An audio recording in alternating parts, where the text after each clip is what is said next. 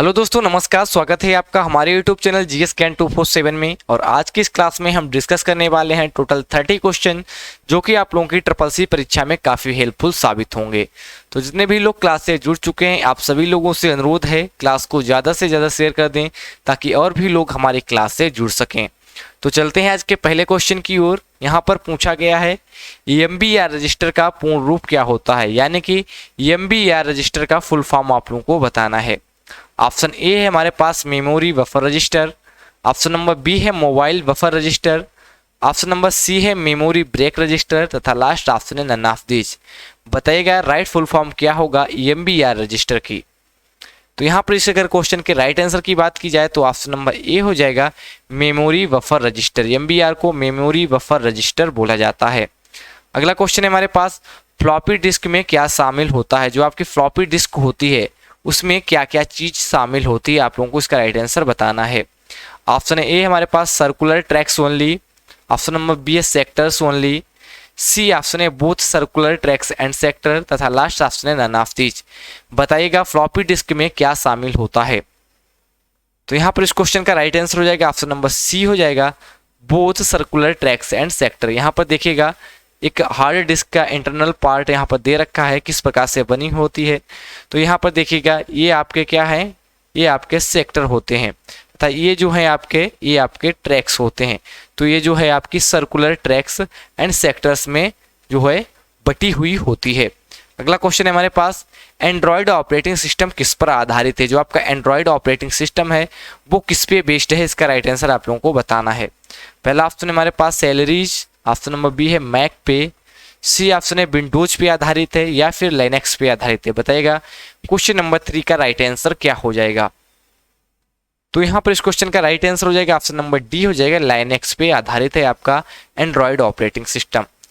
अगला क्वेश्चन है हमारे पास डिस्क को ट्रैक्स और सेक्टर में विभाजित करने की प्रक्रिया क्या कहलाती है। जो अभी ये क्वेश्चन हमने आपसे डिस्कस किया है, पूछा गया है जो डिस्क होती है उसको ट्रैक्स एंड सेक्टर में डिवाइड करने की जो प्रक्रिया होती है वो प्रक्रिया क्या कहलाती है। पहला ऑप्शन हमारे पास डिस्क पार्टीशन कहलाती है, ऑप्शन नंबर बी है डिस्क फॉर्मेटिंग कहलाती है, ऑप्शन नंबर सी है डिस्क क्लीनिंग कहलाती है या डिस्क डिफ्रेगमेंटर कहलाती है। बताइएगा क्वेश्चन नंबर 4 का राइट आंसर क्या हो जाएगा। तो यहाँ पर इस क्वेश्चन का राइट आंसर हो जाएगा ऑप्शन नंबर बी हो जाएगा डिस्क फॉर्मेटिंग। ये जो प्रक्रिया है सेक्टर्स और ट्रैक्स में डिवाइड करने की, ये डिस्क फॉर्मेटिंग कहलाती है। ठीक है, ध्यान रखना है डिस्क फॉर्मेटिंग ये प्रक्रिया कहलाती है। क्वेश्चन नंबर 5 में पूछा गया है हार्ड डिस्क के दोनों तरफ क्या कोटेड रहता है। जो आपकी हार्ड डिस्क होती है उसके दोनों साइड में क्या कोटेड रहता है। पहला ऑप्शन हमारे पास magnetic metallic oxide, option number B है optical metallic oxide, C option है कार्बन की लेयर, लास्ट ऑप्शन है ऑल ऑफ अबव। बताइएगा क्वेश्चन नंबर 5 का राइट आंसर क्या हो जाएगा, किस प्रकार से ये कोटेड रहती है दोनों तरफ से। तो यहाँ पर इस क्वेश्चन का राइट आंसर हो जाएगा ऑप्शन नंबर ए हो जाएगा मैग्नेटिक मेटेलिक ऑक्साइड की परत जो होती है वो दोनों तरफ से कोटेड रहती है। अगला क्वेश्चन है हमारे पास निम्नलिखित में से कौन सी डिवाइस प्रिंटेड टेक्स्ट को इनपुट की तरह इस्तेमाल करती है। बताइएगा उस डिवाइस का क्या नाम है जो प्रिंटेड टेक्स्ट को एज ए इनपुट की तरह काम में लाती है। पहला ऑप्शन हमारे पास OCR डिवाइस है, OMR है या फिर MICR है या फिर ऑल ऑफ अबव। बताइएगा क्वेश्चन नंबर 7 का राइट आंसर क्या हो जाएगा। तो यहाँ पर इस क्वेश्चन का राइट आंसर हो जाएगा ऑप्शन नंबर ए हो जाएगा, ठीक है, OCR। ये जो डिवाइस दिख रही होगी आपको इसे OCR कहा जाता है। चलते हैं अगले क्वेश्चन की ओर। यहाँ पर पूछा गया है कैश मेमोरी SRAM से बनी होती है। जो आपकी कैश मेमोरी होती है वो SRAM से बनी होती है या फिर नहीं, ट्रू है या फिर फॉल्स। बताइएगा कैश मेमोरी SRAM से बनी होती है या फिर नहीं। तो यहाँ पर इस क्वेश्चन का राइट आंसर हो जाएगा ट्रू। जो आपकी कैश मेमोरी होती है वो SRAM से बनी होती है। और आप लोगों को पता होना चाहिए कि SRAM जो है वो एक फास्टेस्ट मेमोरी होती है, इसीलिए जो कैश मेमोरी है इसको भी फास्टेस्ट मेमोरी बोला जाता है। अगला क्वेश्चन है हमारे पास रोम के किस प्रकार के डेटा को केवल एक बार लिखा जा सकता है। बताइएगा रोम के किस प्रकार के डेटा को केवल एक बार ही लिखा जा सकता है। पहला ऑप्शन हमारे पास EPROM के डेटा को या फिर EEPROM के या फिर PROM या फिर ऑल ऑफ अबव। बताइएगा क्वेश्चन नंबर 9 का राइट आंसर क्या हो जाएगा। तो यहाँ पर इस क्वेश्चन का राइट आंसर हो जाएगा ऑप्शन नंबर सी हो जाएगा PROM के डेटा को। ठीक है, ध्यान रखना है पी रोम के डेटा को केवल एक बार ही लिखा जा सकता है। अगला क्वेश्चन हमारे पास, which is the fastest super computer in the world. आप लोगों को बताना है कि विश्व का सबसे सुपर कंप्यूटर कौन सा है। पहला ऑप्शन हमारे पास प्रत्यूष, ऑप्शन बी है सुमित, ऑप्शन नंबर सी है फुगाकू, लास्ट ऑप्शन है सेरार। बताइएगा कि विश्व का सुपर कंप्यूटर कौन सा है, फास्टेस्ट सुपर कंप्यूटर कौन सा है। तो यहाँ पर इसका राइट आंसर हो जाएगा ऑप्शन नंबर सी हो जाएगा फुगाकू, जो कि जापान के द्वारा बनाया गया है। ये विश्व का इस समय सबसे फास्टेस्ट सुपर कंप्यूटर माना जाता है। अगला क्वेश्चन है हमारे पास, नैंड और नॉर गेट को यूनिवर्सल लॉजिक गेट बोला जाता है।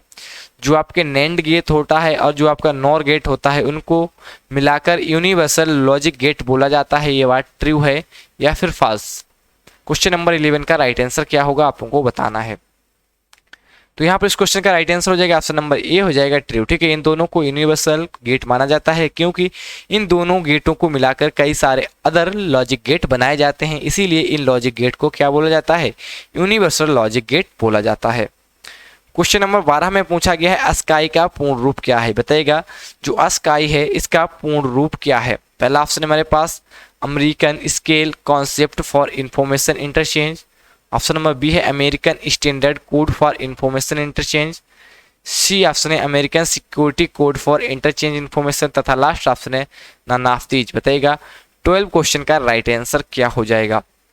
तो यहाँ पर इस क्वेश्चन का राइट आंसर हो जाएगा ऑप्शन नंबर बी हो जाएगा American standard code for information interchange. ध्यान रखना है American standard code for information interchange होता है आपका अस्काई का पूर्ण रूप। अगला क्वेश्चन है हमारे पास, बीसीडी कोडिंग सिस्टम में बीसीडी की फुल फॉर्म क्या होती है। जो आपकी बीसीडी कोडिंग सिस्टम होती है आप लोगों ने सुनी होगी, उस बीसीडी कोडिंग सिस्टम में बीसीडी की फुल फॉर्म क्या होती है। पहला ऑप्शन हमारे पास bar code detector, option number B है binary code decimal, C option है बाइनरी कोड डिक्रिप्शन, तथा लास्ट ऑप्शन है नानाफ्तीज। बताइएगा कि 13 क्वेश्चन का राइट आंसर क्या हो जाएगा। तो यहाँ पर इस क्वेश्चन का राइट आंसर हो जाएगा ऑप्शन नंबर बी हो जाएगा बाइनरी कोड डेसिमल। ठीक है, बीसीडी का फुल फॉर्म हो जाएगा बाइनरी कोड डेसिमल। अगला क्वेश्चन हमारे पास 1 GB किसके बराबर है। जो आपका 1 GB होता है वो किसके समकक्ष होता है। पहला ऑप्शन है 1 billion byte, option number B है 10 million bits, option number C है 1 मिलियन बाइट, तथा लास्ट ऑप्शन है 10 बिलियन बाइट। बताइएगा इस क्वेश्चन का राइट आंसर क्या हो जाएगा। क्वेश्चन नंबर 14 का राइट आंसर आप लोगों को बताना है। तो यहाँ पर इस क्वेश्चन का राइट आंसर हो जाएगा ऑप्शन नंबर 1 हो जाएगा 1 बिलियन बाइट। ठीक है, 1 GB 1 बिलियन बाइट के बराबर होता है। अगला क्वेश्चन है हमारे पास, पहला पोर्टेबल कंप्यूटर कब बना। जो आपका पहला पोर्टेबल कंप्यूटर था, पोर्टेबल का मतलब होता है कि जिस कंप्यूटर को एक जगह से उठाकर दूसरी जगह पे रखा जा सके, उस कंप्यूटर को कहा जाता है पोर्टेबल कंप्यूटर। तो यहाँ पर पूछा गया है कि जो पहला पोर्टेबल कंप्यूटर था वो किस सन में बना था। पहला ऑप्शन हमारे पास 1980, ऑप्शन नंबर बी है 1981, ऑप्शन नंबर सी है 1978, तथा लास्ट ऑप्शन है 1984।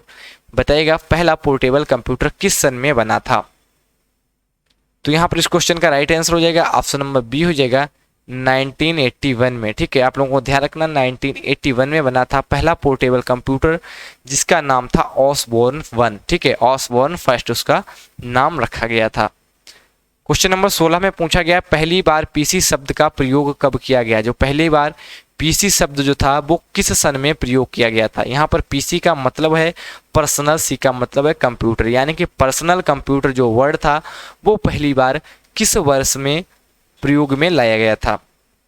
ऑप्शन ए है 1975 में, ऑप्शन नंबर बी है 1978 में, ऑप्शन नंबर सी है 1980 में, तथा लास्ट ऑप्शन है 1982 में। बताइएगा 16वें क्वेश्चन का राइट आंसर क्या हो जाएगा। तो यहाँ पर इस क्वेश्चन का राइट आंसर हो जाएगा ऑप्शन नंबर ए हो जाएगा 1975 में पहली बार पीसी शब्द को इस्तेमाल में लाया गया था। अगर आप लोगों को वीडियो पसंद आ रही हो तो वीडियो को लाइक करें तथा वीडियो को शेयर अवश्य करें। चलते हैं अगले क्वेश्चन की ओर। फर्स्ट विजुअल स्क्रीन किसे बोला जाता है। जो आपकी फर्स्ट विजुअल स्क्रीन होती है वो किसे बोला जाता है। पहला ऑप्शन है मॉनिटर को, ऑप्शन बी है कैबिनेट को, ऑप्शन सी है पीसीबी को, या फिर सीपीयू को। बताइएगा इस क्वेश्चन का राइट आंसर क्या हो जाएगा। तो यहाँ पर इस क्वेश्चन का राइट आंसर हो जाएगा ऑप्शन नंबर ए हो जाएगा मॉनिटर। ठीक है, मॉनिटर को फर्स्ट विजुअल स्क्रीन बोला जाता है। ठीक है, ऑप्शन नंबर ए इसका बिल्कुल राइट आंसर हो जाएगा। क्वेश्चन नंबर 18 में पूछा गया है कंप्यूटर की परफॉर्मेंस किस पर डिपेंड करती है। जो आपका कंप्यूटर होता है उसकी परफॉर्मेंस जो है वो किस पे डिपेंड करती है। पहला ऑप्शन हमारे पास CPU and RAM, option number B है CPU and ROM, C option है रोम एंड रैम तथा लास्ट ऑप्शन है कैश मेमोरी। बताइएगा क्वेश्चन नंबर 18 का राइट आंसर क्या हो जाएगा। तो यहाँ पर इस क्वेश्चन का राइट आंसर हो जाएगा ऑप्शन नंबर ए हो जाएगा CPU एंड रैम। ठीक है, इस पे जो है आपकी कंप्यूटर की परफॉर्मेंस डिपेंड करती है। CPU एंड रैम पे किसी भी कंप्यूटर की परफॉर्मेंस डिपेंड करती है। अगला क्वेश्चन है हमारे पास, और इस क्वेश्चन का राइट आंसर हर किसी को पता होगा कि फर्स्ट IC चिप किसने बनाई थी, यानी कि IC चिप का जो निर्माण था वो किसने किया था। पहला ऑप्शन है JS किल्बी, ऑप्शन बी है रे टॉमिल्सन, ऑप्शन सी है जॉन एम्ब्रोज तथा लास्ट ऑप्शन है नन ऑफ दीस। तो यहाँ पर इसका राइट आंसर हो जाएगा ऑप्शन नंबर ए हो जाएगा JS किल्बी। ठीक है, आप लोगों को ध्यान रखना JS किल्बी ने पहली बनाई थी IC चिप। अगला क्वेश्चन है हमारे पास, all components of computer either hardware और सॉफ्टवेयर। बताइएगा जितने भी कंपोनेंट्स होते हैं कंप्यूटर के वो या तो हार्डवेयर की श्रेणी में आते हैं या फिर सॉफ्टवेयर आते हैं। ट्रू है या फिर फॉल्स। काफी सोच समझ के इसका राइट आंसर आप लोगों को बताना है कि ये ट्रू है या फिर फॉल्स। तो यहाँ पर इस क्वेश्चन का राइट आंसर हो जाएगा ऑप्शन नंबर ए हो जाएगा ट्रू। जितने भी कंपोनेंट्स होते हैं कंप्यूटर के या तो वो हार्डवेयर कहलाते हैं या फिर सॉफ्टवेयर कहलाते हैं। अगला क्वेश्चन है हमारे पास, निम्नलिखित में कौन सी एक पेरिफेरल डिवाइस नहीं है। बताइएगा कौन सी एक पेरिफेरल डिवाइस के अंतर्गत नहीं आती है। तो यहाँ पर ऑप्शन ए है कीबोर्ड, ऑप्शन नंबर बी है pen drive, option number C है CPU तथा लास्ट ऑप्शन है प्रिंटर। और इस क्वेश्चन का राइट आंसर देने से पहले आप लोग समझ लीजिएगा कि पेरिफेरल डिवाइस होती क्या है। तो पेरिफेरल डिवाइस वो डिवाइस होती हैं जो हमारे कंप्यूटर में बाहर से कनेक्ट की जाती हैं। ठीक है, जो डिवाइसेस बाहर से कनेक्ट की जाती हैं उन डिवाइस को पेरिफेरल डिवाइस कहा जाता है। तो अब बताइएगा इसमें से कौन सी पेरिफेरल डिवाइस है। क्वेश्चन नंबर 21 का राइट आंसर आप लोगों को बताना है। तो यहाँ पर इसका राइट आंसर हो जाएगा ऑप्शन नंबर सी हो जाएगा CPU। CPU जो है वो आपकी पेरिफेरल डिवाइस नहीं है। ठीक है, बाद बाकी कीबोर्ड है बाहर से कनेक्ट होता है, पेन ड्राइव बाहर से कनेक्ट होती है, प्रिंटर बाहर से कनेक्ट होता है, ये सभी की सभी पेरिफेरल डिवाइस हैं। वहीं CPU जो होता है वो कंप्यूटर के अंदर होता है, इनबिल्ट होता है, तो ये आपकी पेरिफेरल डिवाइस नहीं कहलाती है। अगला क्वेश्चन है हमारे पास, हेक्साडेसिमल नंबर का बेस क्या होता है। जो आपका हेक्साडेसिमल नंबर सिस्टम होता है उसका आधार क्या होता है। 16 होता है, 4 होता है, 10 होता है या फिर 8 होता है। बताइएगा 22 का राइट आंसर क्या हो जाएगा। तो यहाँ पर इस क्वेश्चन का राइट आंसर हो जाएगा ऑप्शन नंबर ए हो जाएगा 16। हेक्साडेसिमल का जो है वो 16 होता है। कभी कभी बाइनरी का पूछा जाता है बेस तो वो 2 हो जाता है, और कभी कभी डेसिमल का पूछा जाता है तो 10 हो जाता है, और ऑक्टा का पूछा जाता है तो उसका बेस 8 हो जाता है। यानी कि हेक्सा का 16, बाइनरी का 2, डेसिमल का 10 और आपका ऑक्टा का 8 होता है। आप लोगों को ये चारों बेस ध्यान रखने हैं। अगला क्वेश्चन है हमारे पास, कौन सी मेमोरी बार बार रिफ्रेश होती रहती है। बताइएगा कि वो कौन सी मेमोरी है जो बार बार ऑटोमेटिक रिफ्रेश होती रहती है। रोम, रैम, पी-रोम या फिर फ्लॉपी। 23 का राइट आंसर आप लोगों को बताना है। तो यहाँ पर इस क्वेश्चन का राइट आंसर हो जाएगा ऑप्शन नंबर बी हो जाएगा रैम जो है वो बार बार रिफ्रेश होती रहती है। अगला क्वेश्चन है हमारे पास, कौन सा ब्राउजर विंडो 10 के साथ लॉन्च किया गया था। ये भी क्वेश्चन ट्रिपल की परीक्षा में कई बार पूछा गया है। तो आप लोगों को बताना है कि वो कौन सा वेब ब्राउजर है जो विंडो 10 के साथ लॉन्च किया गया था। ऑप्शन ए है इंटरनेट एक्सप्लोरर 9, ऑप्शन बी है सफारी, ऑप्शन नंबर सी है इंटरनेट एक्सप्लोरर 12 तथा लास्ट ऑप्शन है एज। 24 का राइट आंसर आप लोगों को बताना है। तो यहाँ पर इस क्वेश्चन का राइट आंसर हो जाएगा ऑप्शन नंबर डी हो जाएगा एज जो वेब ब्राउजर था वो विंडो 10 के साथ लॉन्च किया गया था। अगला क्वेश्चन है हमारे पास, क्रोम में फुल स्क्रीन की शॉर्टकट की क्या होती है। अगर आप क्रोम चलाते हैं, ठीक है, अगर उसकी फुल स्क्रीन करनी है तो किस शॉर्टकट की का प्रयोग करेंगे। F11, F12, control plus F या फिर शिफ्ट प्लस F। बताइएगा 25 का राइट आंसर क्या हो जाएगा।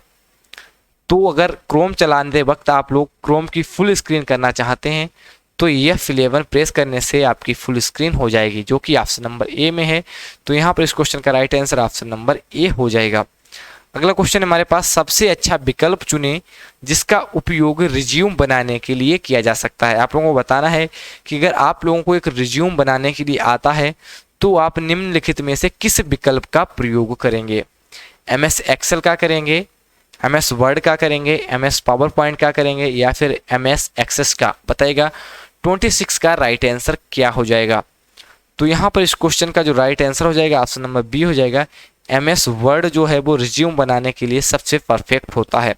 MX जो है आपकी डेटा सीट होती है और MS पावर पॉइंट जो है यहाँ पर आप लोग प्रेजेंटेशन तैयार करते हैं। MS एक्स में भी आपको डेटाबेस तैयार करने के लिए ये चीज़ होती है। अगला क्वेश्चन है हमारे पास, निम्नलिखित में कौन सा विकल्प आपके मासिक खर्चों का रिकॉर्ड रखने के लिए चुना जाएगा? अगर आपको मासिक खर्चों का रिकॉर्ड रखना है, ठीक है, कोई भी शॉप चलाते हैं और उसमें आप कोई एंट्री करना चाहते हैं, इस प्रकार का कार्य करना चाहते हैं, तो आप निम्नलिखित में से किस विकल्प का प्रयोग करेंगे? पहला ऑप्शन है हमारे पास MS एक्सेल का, MS पावर पॉइंट का, MS एक्सेस का या फिर MS वर्ड का? बताइएगा इस क्वेश्चन का राइट आंसर क्या हो जाएगा? तो यहाँ पर इसका राइट आंसर हो जाएगा ऑप्शन नंबर ए हो जाएगा। MS एक्सेल जो है यहाँ पर परफेक्ट रहेगा। अगला क्वेश्चन है हमारे पास, केबल द्वारा विभिन्न कंप्यूटर को लेन से कैसे जोड़ा जाता है? एक केबल के द्वारा विभिन्न कंप्यूटर को लोकल एरिया नेटवर्क में किस प्रकार से कनेक्ट किया जाता है? पहला ऑप्शन हमारे पास मॉडेम, ऑप्शन बी है DSLM के थ्रू, इंटरफेस कार्ड के थ्रू या फिर DSL के थ्रू। 28 का राइट आंसर आप लोगों को बताना है। तो यहाँ पर इसका राइट आंसर हो जाएगा ऑप्शन नंबर ए हो जाएगा, इंटरफेस कार्ड के थ्रू इसको जोड़ा जाता है। अगला क्वेश्चन है हमारे पास, नेटवर्किंग में लॉजिक एड्रेस क्या कहलाता है? जो आपका नेटवर्किंग होता है वहां पर लॉजिकल एड्रेस जो होता है उस एड्रेस को क्या कहा जाता है? IP address, MAC address, memory address या फिर नन ऑफ दीज? बताएगा 29 का राइट आंसर क्या हो जाएगा? काफी सोच समझ के इस क्वेश्चन का राइट आंसर आप लोगों को देना है। तो यहाँ पर इस क्वेश्चन का राइट आंसर हो जाएगा ऑप्शन नंबर बी हो जाएगा, मैक एड्रेस। ठीक है, जो आपका नेटवर्किंग में लॉजिक एड्रेस होता है वो मैक एड्रेस कहलाता है। अगला क्वेश्चन है हमारे पास, लिब्रे ऑफिस राइटर एक है, जो आपका लिब्रे ऑफिस राइटर है वो एक प्रकार का क्या है?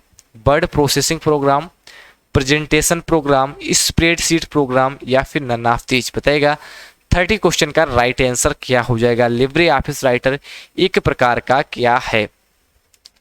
तो यहाँ पर इसका राइट आंसर हो जाएगा ऑप्शन नंबर ए हो जाएगा, वर्ड प्रोसेसिंग प्रोग्राम। ठीक है, लिब्रे ऑफिस आपका एक वर्ड प्रोसेसिंग प्रोग्राम है और लिब्रे ऑफिस में जिस प्रकार से राइटर होता है वहीं पर MS में MS वर्ड होता है और लिब्रे ऑफिस में जिस प्रकार से लिब्रे ऑफिस कैल्क होता है वहीं यहाँ पर MS एक्सेल होता है। ठीक है, आप लोगों को ये चीज़ ध्यान रखनी है। तो ये थे आज के हमारे 30 क्वेश्चन। आशा करते हैं आप लोगों को वीडियो पसंद आई है। अगर वीडियो पसंद आई हो तो वीडियो को लाइक करें तथा शेयर करें तथा हमारे यूट्यूब चैनल GS ज्ञान 247 को आज ही सब्सक्राइब कर लें। Thank you for watching. Thank you, धन्यवाद, बाय बाय, टेक केयर।